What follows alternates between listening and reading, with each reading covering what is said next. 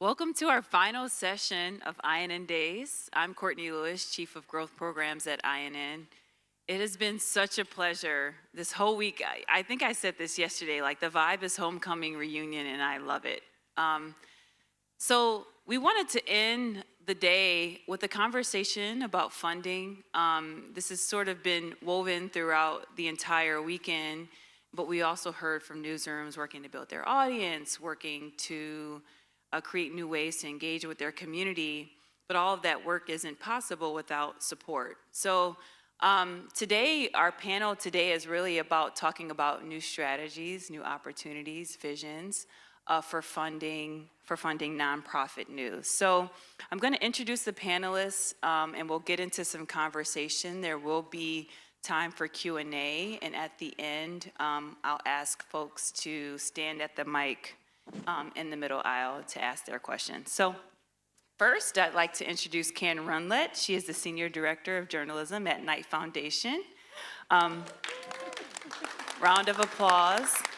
Knight Foundation invests in local U.S. journalism because the Knight brothers believed an informed citizenry was essential to democracy and healthy communities. And in her role at Knight, Karen invests in methods to support a financially sustainable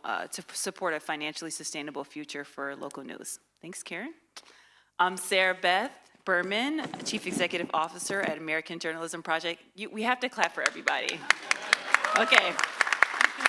AJP has committed more than $44 million in investments in its growing portfolio of 37 nonprofit local news organizations. It's a Fast Company recognized AJP as one of the most innovative companies of 2023 for its work in building a future for local news. And then to my left is Tyler Tokarczyk, Senior Program Officer of Inasmuch Foundation. At Inasmuch, Tyler focuses on supporting nonprofit journalism nationwide, as well as education, criminal justice reform, and entrepreneurship in Oklahoma City. And joining us, those three funders you might actually know and be very familiar with, but we've also invited Kina Collins, clap, who is the Executive Director at Democratizing Philanthropy Project. She's going to tell a little bit more about what they do, but ideally, at the end of the day, this organization gives organizations that are addressing issues of systemic inequity, organizations led by and serving communities of color, organizations that have typically been underfunded in the work that they do, and this is beyond the news sector, but they help them to build a powerful revenue stream by engaging their communities. So we thought it would be a great addition to this mix as we think about really what the future of local news and not local news, but nonprofit news will need to remain sustainable. So just a little level setting, you might have attended the index session earlier on, but here's how the pie breaks down for nonprofit news. This is from our latest index from last year, 2022. Total, the field is bringing in around $600 million. If you were to add public media into that, it's probably closer to 800, we think. Of that, 48% is funded by foundations. 31% is made up of individual giving and individual donors, and the rest is earned revenue through the form of sponsorships and ads. So I'd like to kick things off first with a question for Sarabeth and for Karen. What do you all see as one of the greatest challenges to getting the much needed infused cash into nonprofit news, and sort of what are your organizations doing as it relates to addressing that challenge? We'll start with Sarabeth. Thank you. It's really a thrill to be here and to see so many faces that I really admire. I want to thank INN for having us and the great Sue Cross. Last panel here, the big deal.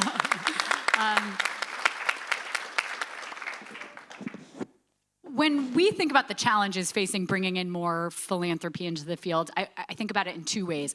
One is we as a field, as a nonprofit news field, need to be better at fishing. So we need to really build our ability to go out and fish for funding, we also need to help the fish learn to bite. And we really do need to do a better job of making the case for why this work is so essential to philanthropy and why philanthropy should see this as an important strategy adjacent to the many other strategies that they may be pursuing. And your second part of the question was, so what is AJP doing about this? We think of our work as to try to expand the pie of funding. We, at a national level, are trying to bring in new funders into this field. And at a local level, are working with local philanthropists. So much of the philanthropy in this country is tied up in place. People who care about their place, Tulsa, Cleveland, all over this country. And those are the people that should be funding local news. So we spend a lot of time talking to local philanthropy about why local news and nonprofit news should be a priority. And then the other is the learning to fish part, and really spending a lot of time building infrastructure within news organizations so that they develop the practice of fundraising. And it is a practice. It's not just writing grants. It is a operation, it is a discipline, and really developing that so that we can continue to grow the pie. Thank you. Thank you, Sarabeth. Thank you, Courtney. So the challenge, another challenge, of course, is that local news is conflated with national news, and local news is more trusted. So we have to tell a better story of our value to communities. You know, in 5 years, I want everybody in the United States to know why local news makes their community better, why it makes democracy better. So that's part of the challenge. But I want to be optimistic here because there's been progress and there's still great opportunity. Newsmatch has been in existence since 2016. I want to tell you, first of all, Sue said this at the beginning of the conference. Sue Cross said this at the beginning of the conference. 2016, there were 55 people at INN Days. 55 people. It was a half-day session. Look at this room now. Look to the right, look to the left, look behind you. And similarly, in 2016, 57 organizations were supported, and Newsmatch is looking at 400 applications for consideration today. So the field has grown, and your work to tell the story of local journalism, not just to do the reporting for communities, but to tell the story, to evangelize for it, you're raising visibility and awareness, so that's amazing. And I want to talk a little bit about the future. That's what's been done, and that's the context for anybody who's new here. If this is your first time, we've come a long way in a short time. But looking ahead, foundations are now coming together, talking to each other, trying to collaborate. We're trying to do what we've been preaching, and we're trying to fundraise, and we're trying to raise, over the next 5 years, up to $1 billion for local journalism. Thank you so much. I think this is one of the things, even at INN, we're realizing that there's an opportunity to really open the floodgates for a broader diverse range of funders at the local level, at the national level. Tyler, that's sort of why we wanted to invite you on stage, because Inasmuch does have a nationwide strategy, but it also has a very place-based strategy. And so I want you to take the same question, but maybe frame it as, what are the challenges as it relates to funding local news at the local level with local funders, and what you all are doing to sort of move the levers on that at Inasmuch? Yeah, well, so I think it's at the local level, there's just a limited number of philanthropic organizations that you can go out to. They've all, for the most part, been around for a long time, have existing priorities, and kind of breaking through that door, I think it is, to Sarabeth's point, it's teaching them about the importance of local news. You know, I think we've all heard the line that, you know, if your first priority is education, your second should be journalism. I think this group actually needs to move on beyond that as our strategy. I think it can be an entry point, but that's leading to just project-specific grants and really restricted funding. And I think this next evolution, this next stage, going from 55 to 400 again, this next stage of philanthropy and news needs to be supporting it for the sake of journalism, for the sake of our democracy, and not because we care about education or care about another priority. So I think it is a lot of those conversations. In Oklahoma, I take the opportunity at, there's the Central Oklahoma Funders Roundtable, bringing up journalism, bringing up our grantees that I see around the room here and talk about their work and just have those discussions. I know in Colorado they're doing the same thing. In New Mexico they're doing the same thing. So it's really, I think, just this education piece that has to happen with foundations, and it's on those of us that have our founder was a journalist, our funding came from journalism. We need to be a leader in that space and take it upon ourselves to build those collaborations. So I think that's the challenge at the local level is, finding a champion in the philanthropic space that can help bring others along. As you're talking to local funders that might be hearing this for the first time, or after an election cycle are starting to pay attention, do you feel like this is just a matter of time, that it's inevitable eventually, or are there serious setbacks or challenges, do you think, for local funders for it to click that journalism is a worthy investment? Yeah, so for me, the biggest thing is how are we talking about impact of local news? A lot of the impact is more qualitative and anecdotal. You fund in education, you know exactly how many students are in the classroom. You're funding a human services organization, and you know exactly how many clients are served, and the trajectory of those individuals and families. When you write a great news article or cover a board meeting of some sort, that's not always giving that tangible impact. And so I don't have the answer to how we create that easier way for institutional philanthropy to measure the impact. And I think because most other foundations have those focus areas, they've thought about it a long time, they know how to give an education grant or a grant in the arts. They don't know how to give a journalism grant. So, can I call you when you write about my best friend, or when the charter school that we're funding shows up in one of your articles? What is that relationship? So I think it's, again, just that education of the whole process, why it's important, how to measure the impact, and how that relationship between funder and grantee should operate. Interesting. Okay. Sarabeth, so when I entered, wasn't that long ago, or into the field of journalism, it was about 10 years ago, but at the time, a lot of funders were reacting to the disruption, the digital disruption.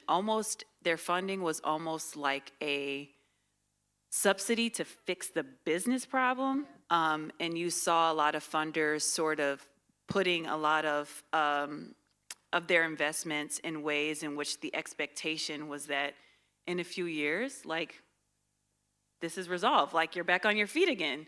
And 10 years later, we're kind of in the same, many organizations are in the same situation, still trying to figure out really the sustainable model to be completely reliant on other forms of revenue other than foundation funding. But do you think that is the right question funders should still be asking today, or are they asking other questions? So we hear this a lot, that folks encounter philanthropists that want to make a one-time gift and then, then off you go and you'll be sustainable. And I do think trends are shifting on this, largely because, frankly, a decade ago, we were still wondering if this was a market failure.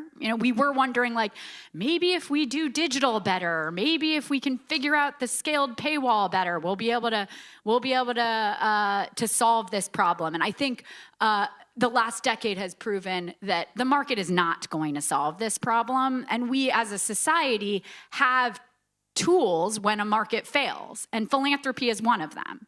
And so I think there's a much stronger case to make to philanthropy now that you're the right strategy. This is a place for you to step in. And I think, a lot of philanthropy, particularly individuals, have made their money on the market. They really believe in the market. If the market's going to solve it, they would prefer that as a solution. But also, I think a lot of sophisticated philanthropists do see that there is no silver bullet solution here. And so I think really engaging folks around that is important. That said, I don't think philanthropists are wrong to say, okay, so what's the business model here? Individual philanthropists cannot sign on to support your organization in perpetuity. I mean, some do, and that's wonderful, but they may not. And they want to understand, what is the plan? How are you going to sustain this? And I think we as a field need to be making the case that philanthropy is not the opposite of sustainability. It is a strategy for sustainability. I come from the education sector where, hundreds of millions of dollars is raised every year to support education organizations. And we as a field should be really clearly making the case that philanthropy is one important stream of revenue that can be sustainable and can be diversified. So we often make the case to philanthropy that up front we need big investment to this field. We need big investment to individual organizations up front, but also the field at large, we need big investment. And that we don't think that level of down payment needs to remain, that we can decrease that over time. And so our hope is from there to expand the other revenue sources. So that's how we talk about it at a field level, but individual organizations, I think, need to be making that case too. Here's the down payment we need, and here's the roadmap to less philanthropy and more other streams of revenue. But when we're talking to local philanthropy, say, you should be thinking about this in the way you think of other civic pillars of your communities that you are in for the long term. Thank you. So you mentioned that gaze towards diversifying revenue. And so I want to invite Kina into the conversation because this is what you're helping organizations, nonprofits do in other sectors figure out. So we hear, the philanthropy is made up of foundations, institutions, but also individuals, right? And so this is sort of the ethos behind what you do. Do you mind just explaining what your organization does and where your starting point is? Yeah, so much to unpack with all these brilliant minds up here. My mind is racing, but essentially what we're doing at DPP is being a disruptor. We are focusing on chronically underfunded Black, Indigenous, and people of color-led organizations that traditionally are not pushed to the forefront of philanthropy and giving, quite frankly. And there's always these metrics and bars that BIPOC-led organizations, and I would even argue newsrooms, have to clear before they get that investment.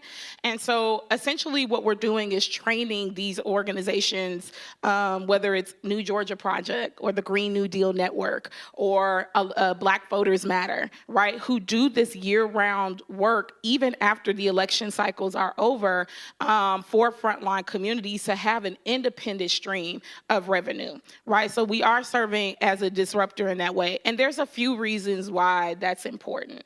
I come from the background as an organizer. I'm from the city of Chicago, and organizing is like a part of the culture there. Prior to coming to DPP, I actually ran for Congress and took on a 25-year sitting incumbent and raised $1.4 million in a 9-month period. We obviously took a pledge, no corporate PAC, et cetera, but what it was a model of small dollar individual donation.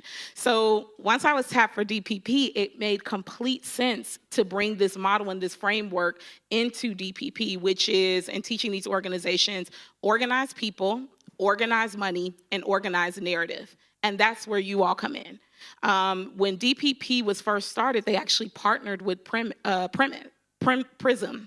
And it was teaching these organizations how to tell the story to engage those small dollar individual donors. And so what I would say is, why is it important in 2020 when the racial reckoning happened, when you get philanthropy money, you have a set way that you're supposed to spend that money. But there were mutual aid funds happening. There were other needs during the pandemic that Black and brown communities needed, that these organizations were restricted through this money and couldn't just, like you said, use the money for those things. And so what we're teaching them and giving them the independence to do is have the flexibility in this fundraising. So small dollar donors. So this is something that, you know, through Newsmatch is designed to sort of surge small dollar donations in the field of nonprofit news. I think Newsmatch even began with the premise of memberships being like a way to expand and grow revenue for organizations.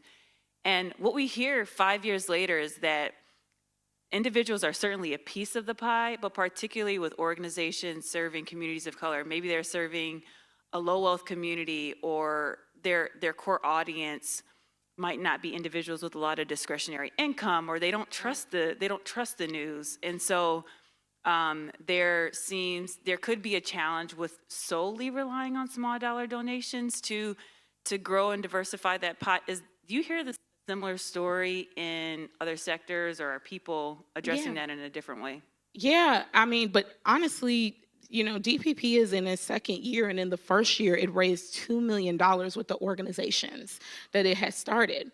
And so I think that when we talk about raising the money, we also have to educate and train on what to use the money for to sustain and to grow the money, right? So a lot of the organizations that came in some of the sectors that we work in, whether it be private or public, they didn't have development teams. They didn't really invest in general ops, right? And so it's important to also train them in that way.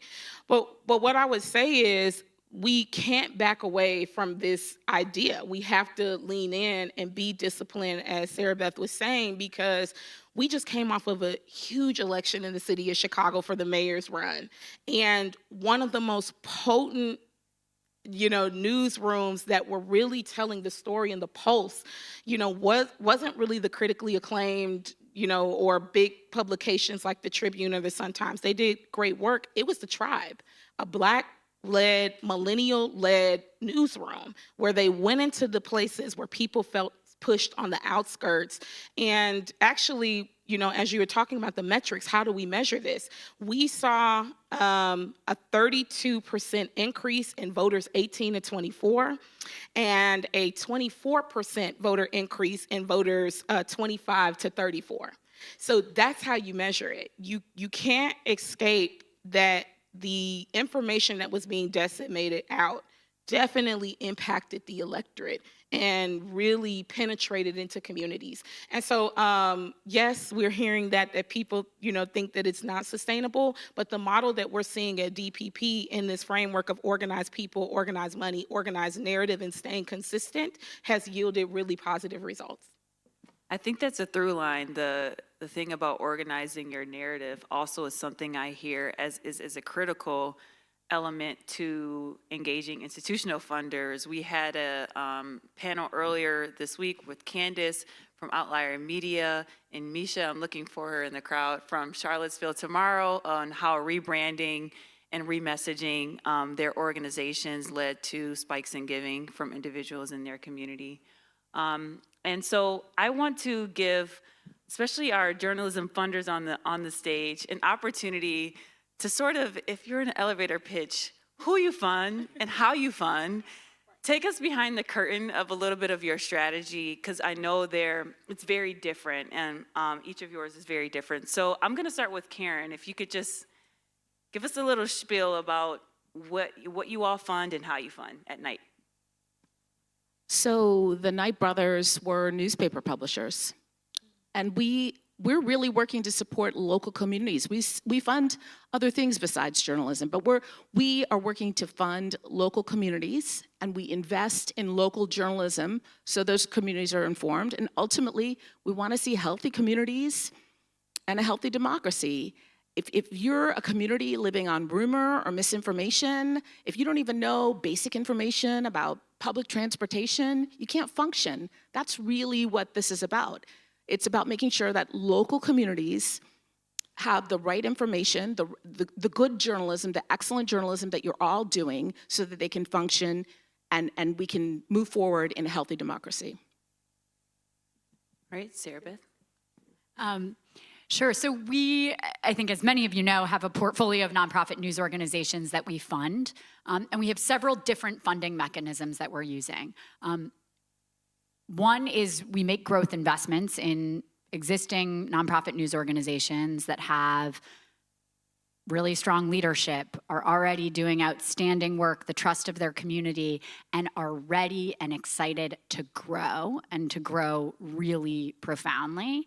And we make investments to enable that. And we're getting, many of them are in the room, and we're getting very, very good results from that. So that's been really heartening to see. We also have a whole startup line of our work. So we've started an incubator, some of you may be aware of, where we support pre-launch organizations. Capital B, which launched in 2021, Mountain State Spotlight in West Virginia, came out of that program where we came along founders before they even started. And then we are also seeding news organizations by working directly with local philanthropy. This came about because we started hearing from a lot of local philanthropy across the country who said, we're really concerned about the state of local news in our community, and we aren't sure what to do about it. And so we see ourselves as sitting at sort of the intersection of philanthropy and the local news community, and have helped local philanthropy figure out what it would take to really invest significant dollars, many millions of dollars, in growing the nonprofit news sector in their communities. So those have been the various strategies we've taken to build out a portfolio and a growing portfolio of nonprofit news organizations. And Tyler? So we have 3 different buckets in our journalism portfolio. So we have Oklahoma journalism. I see many of our grantees here. KOSU, The Frontier, Oklahoma Watch, Non-Doc, the Oklahoma Media Center, really trying to build up our local community and the organizations there. And then we have a special opportunities. It's kind of a catch-all category where we're funding INN and IRE and Reporters Committee for Freedom of the Press, and I call it our alphabet soup, kind of a lot of these big support organizations that are trying to help the field grow. And then of most interest for this group certainly is our nonprofit investigative reporting portfolio. So that is supporting 20 INN members each year with $50,000 general operating grants. Within that, as this room again has grown, my job has gotten more difficult because really the journalism, that investigative component, we're pretty open in terms of the definition of what's investigative. You know, it's investigative, it's accountability, it's capital reporting, it's in-depth, it's all of those things. So really a lot of the decisions end up coming down to the business side. So the journalism, we're taking a backwards looking view at the content that you've already produced, the impact that you've already had in your communities, and really want to see that forward-looking lens of where are you going to create that sustainability. Sustainability can mean a lot of different things, and philanthropy should be a part of that. But how are you continuing to grow your audience? How are you using the News Revenue Hub or different platforms to bring in new donors and bring in a membership campaign?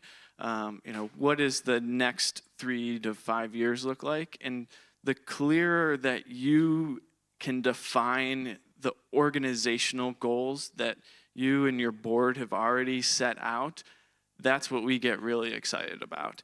If everything's kind of wishy-washy and, well, we might do this, we might do that, then as you're reading a grant application, it's hard to see what our impact on that organization would be. So, I would really encourage having those strategic plans, having that vision of where you want to be as a news organization.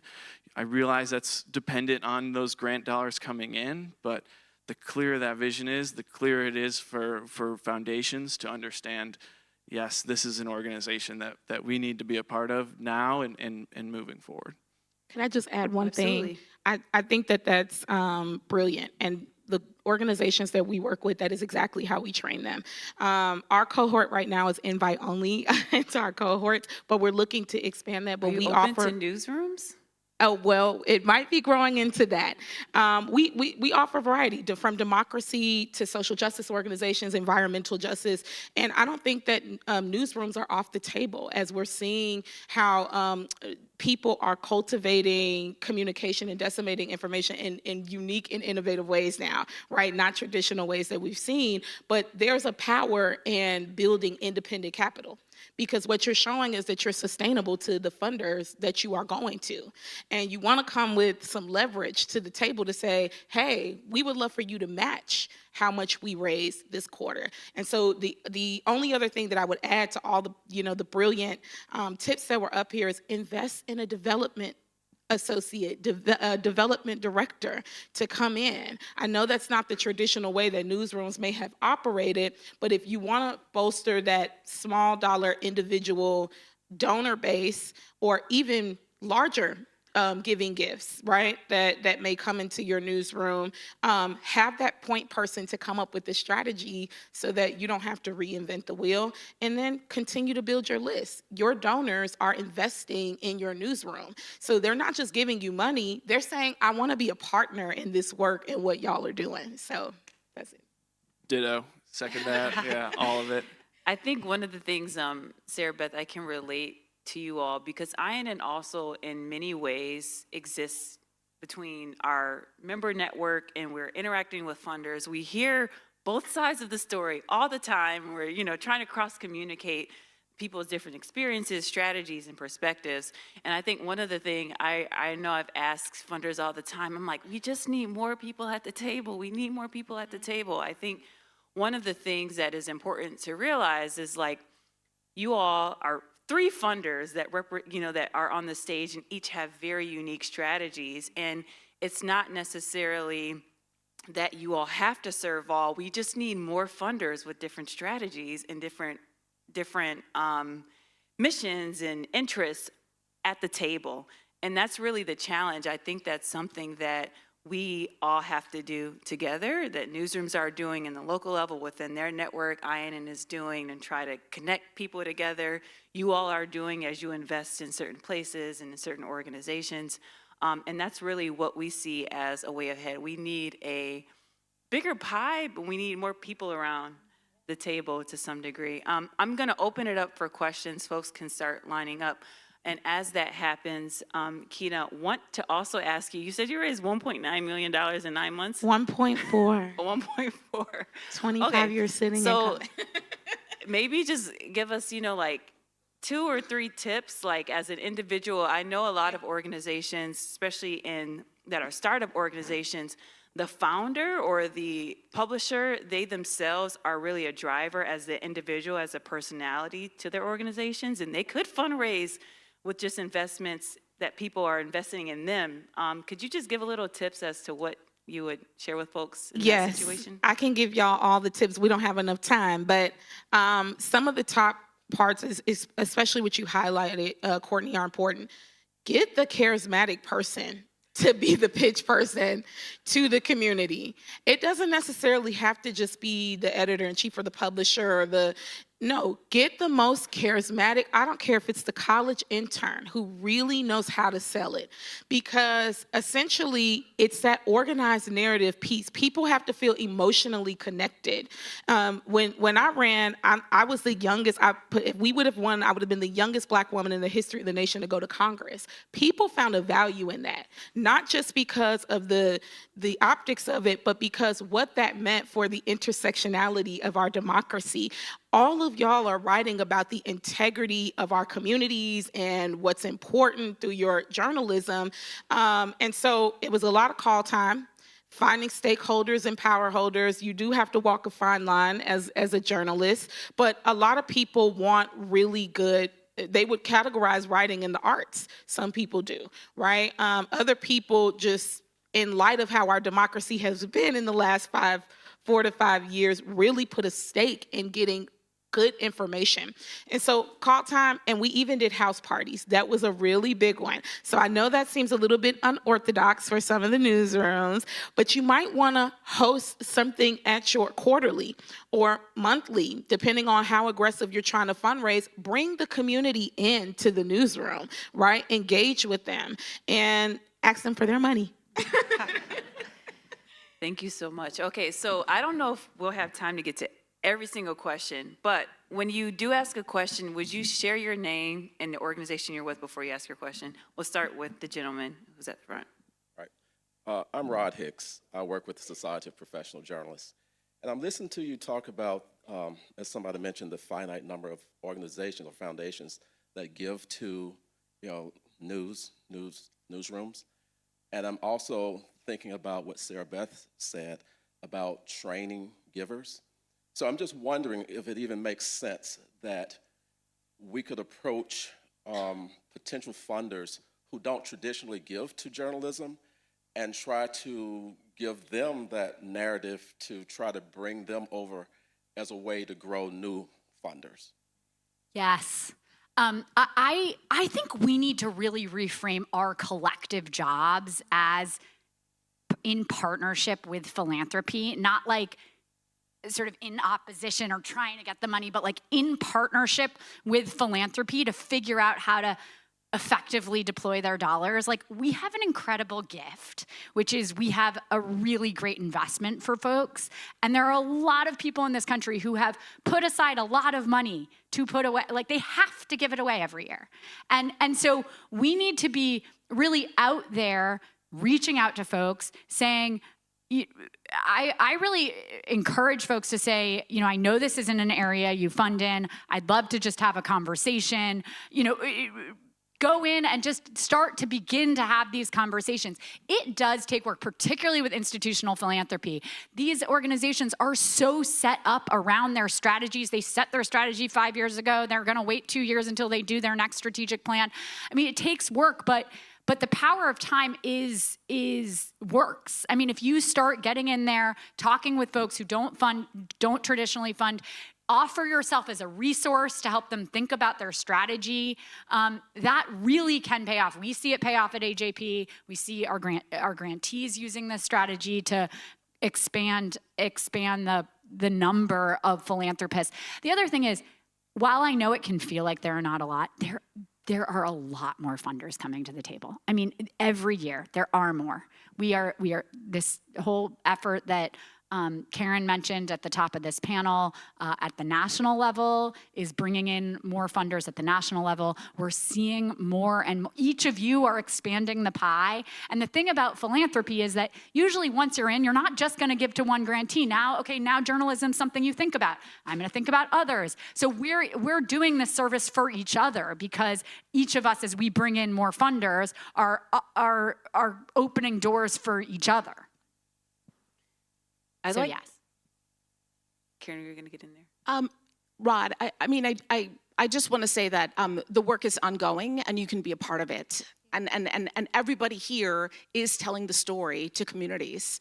And I really appreciate what Sarabeth just said about in partnership. There are a lot of tensions where we sit as well, but we do want to work in partnership with you. Let's take 2 questions. I actually have a detailed follow-up question that was similar to mine, but I'm Melanie Plenda with the Granite State News Collaborative, and we held a summit to do just what you're talking about, where we kind of took on that role of educating and growing the pie for folks. And we learned it's a fine line where you don't want it to be sales pitchy, but you do want it to be an educational invitation to be partners with folks. So my question for you is, when you're having these conversations with maybe the journalism curious funders or people who've never, funded journalism, one, what kinds of questions are they giving to you that like what are their hesitations? What are their roadblocks other than institutional that maybe you could give us some insights on? And also, what is that argument that you're sort of making to help them see how it fits in? Can we take Anjali, would you share your question too? We'll just try to get to. It's kind of along those lines Okay. with a specific twist. I'm Anjali Shah with Charlottesville Tomorrow. My question, we're so blessed to have really wonderful relationships with our community, including the philanthropic community, because they're our neighbors. And I'm wondering how you all are approaching communities that are very small and rural, 300,000 and less, because there's clear market failure. It's very, very clear. It's very regional and very specific. So, the state-led stuff, frankly, doesn't hit very well. So I'm wondering how you guys talk through that with folks who also maybe have not seen scale as necessary in a small community. I like to say we operate more like healthcare. It costs the same for a reporter to cover a Democratic primary in an 800 voter race as it does a ward in Chicago. And frankly, it probably costs more for various reasons we can talk about. So I'm wondering how you guys frame that narrative for rural, small communities in particular. So framing rural, small communities, and then just making the case when there are hesitations with new funders. You want to take the first one? The rural. Okay.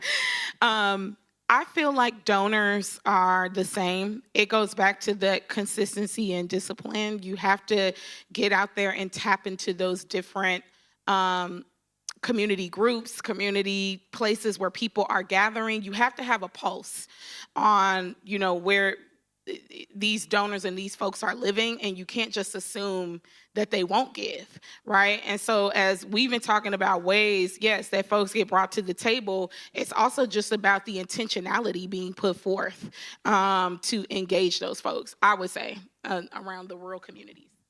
I do want to say as well that all of this work does take time. It does, and it takes constant repetition, constant inquiry, but so much of the time, it really is about expressing the problem that you're solving. I beg you, please, to go home and talk to somebody who is not connected to journalism and ask them a question about news, and they'll really, truly will probably reference something national. We need to be making a better case at what local does for local communities. That's really so important. And I just want to say, and our public media brothers and sisters are, in this audience, and they've been making the case for years as well. So there are a lot of new digital outlets. There's some startups in the room who are just starting to make this case, but public media has been doing this for a number of years as well. It does take time, but we're all telling a story together. To your question about sort of what are the questions that we're getting, I'll try to just quickly summarize. I mean, one is you have to be able to make a very strong case that there is a problem and that the market's not going to solve it, i.e. philanthropy has a role to play. You have to make the case for why the problem matters, and we are lucky to have a tremendous amount of scholarship to back that up. We should all be regurgitating all of the studies that show that this matters. We should all know those really well and be saying them. So yes, they need to believe in the problem, but then most importantly, and this is where we forget, they have to believe in your solution. Like funders fund a solution. So they have to believe that there are real solutions out there. And that's where you need to be able to make a compelling case for here's how we see the problem and here's how we are going to solve it. And here's the plan for how we're going to solve it. And here's our vision for how we're going to fund it. And by the way, here's why we're definitely the best people to do it. And so I think those are the various steps that you need to be able to answer. And then I'm sure there's lots of questions that come up along the way, but those are the broad arc. To your question around rural, I would say that this is hard. This is why we have not cracked, this is very, very hard. So one, I think we should have a growth mindset that there may be resources to activate, and we should be trying to activate those resources. Two, I think collaborating at a more regional level has to be a play, that you need to get folks in the parts of your region that do have resources to care about the place that doesn't have resources, and that will often mean kind of banding together with others and making a regional case.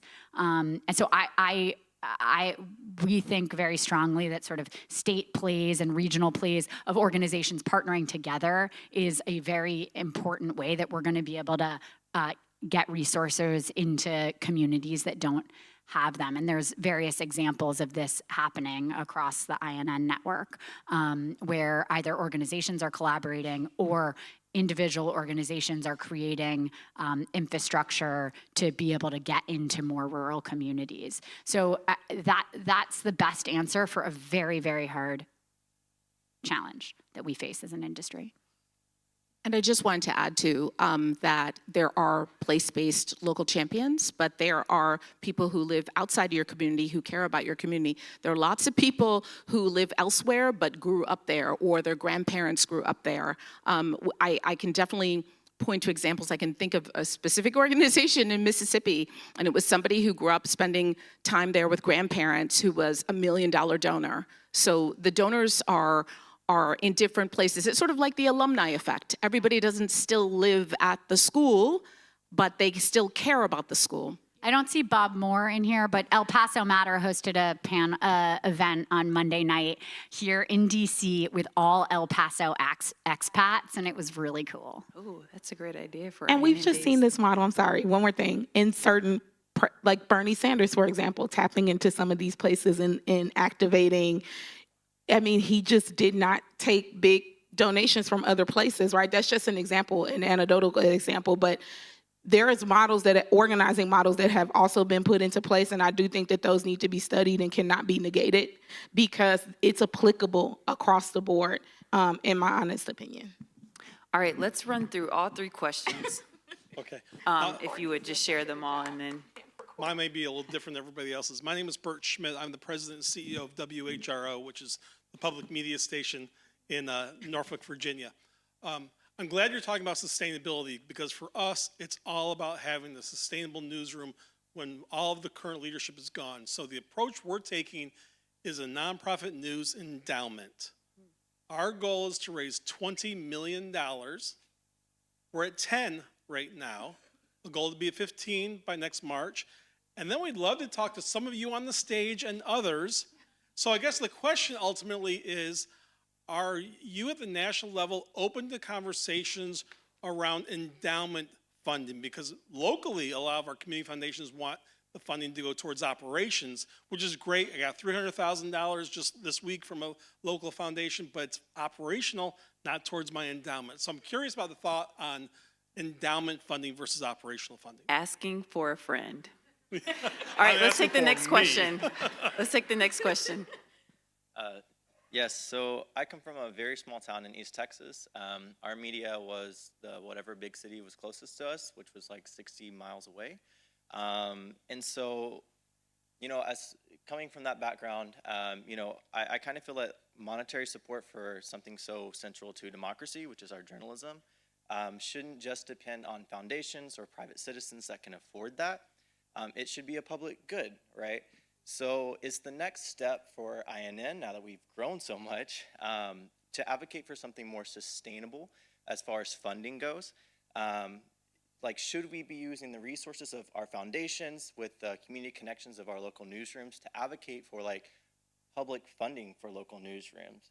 I feel like there's gonna be like, I come from a community organizing background, and so I feel like, you know, in this room, there's gonna be people who are gonna be activists for journalism in this country, like, it's these people, right? So is that like the next step in this process? I'd be interested to hear your thoughts. But yeah, that's it. Thank you. And last question? My name is Irene Romulo, and I'm one of the co-founders of a bilingual journalism organization called Cicero Independiente. And in a lot of what I hear from my peers, like I hear a lot of worry about the lack of resources, money, foundations, whatever. But I also hear people like Wendy Thomas and Maritza Felix like talking about how they center and use joy and how they like want to talk about the fun that can come in journalism and how we interact with our communities, which to me are strategies to like kind of combat like this worry that exists. So I want to hear from you like how you at your foundations and your foundations in general are working to kind of disrupt this false narrative of like lack of abundance, of scarcity, of urgency, which is something that I think we feel all the time, especially when we're applying for grants as small news organizations, like we just have 2 staff members. So that's my first question, like how are you disrupting that? And why should organizations like mine, where we have, you know, I'm the only one applying for grants and stuff, like, why should I be looking to you all and your processes to, like, get your resources? And, you know, yeah, I want the money, but, like, what else are you doing to facilitate, like, me being interested in spending resources in you all? So, good question. So endowments, public funding, let's do those first, and then the last question.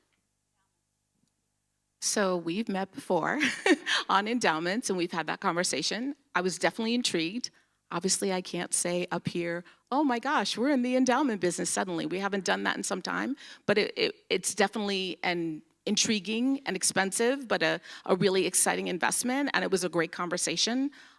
Knight used to do endowments. We really haven't done many this century, to be honest, and they were mostly in journalism education. But the field has, you know, really struggled with market failure, and we've been working on powering the newsrooms. Our investments have been around sustainability. Our investments have been around better technology. Our investments have been around not just supporting one newsroom at a time, but finding ways to power the entire country of newsrooms. So it's an intriguing idea, and we're definitely paying attention to it. And, you know, I'm so glad that you're lifting it, and I hope that others are hearing it and figuring out how they might start to do that as well. Yeah. And I don't have hard data to back this up, but from what I've seen in all of our funding areas, endowments largely done by individuals and planned giving. And so learning, again, another way to fish, but having those conversations with people in your community that may have that opportunity to do a planned giving gift at the end of their lives, you know, I think that's a way to raise endowments. Do you mind talking about public policy? Sure.